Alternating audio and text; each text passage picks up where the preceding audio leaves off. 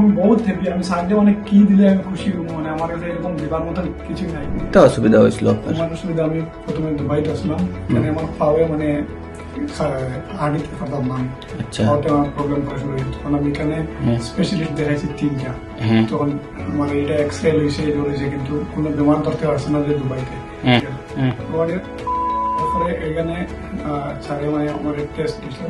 এই টেস্টে এমআরআই 3টা টেস্ট দিল, এমআরআই আর কি টেস্ট ভুলে গেছি। হ্যাঁ। এমআরআই তে আমার এটা এসে যে এখানে আমার ব্লাড মিছিলাম না, এখানে টিউমার হয়েছে। হ্যাঁ। তখন আমি লিখেছি যে এটা খরচ মানে এত টাকা লাগবে। হ্যাঁ। তখন ডাক্তার বলেছে যে 3 লাখের মতন লাগিয়ে দিব। হ্যাঁ। হ্যাঁ। তখন বলছে ঠিক আছে। পরে দিন যখন আমি আইসি করে, হ্যাঁ। তখন একজনে আমার কইছে যে একটা ডাক্তার আছে শিলচরে। হ্যাঁ।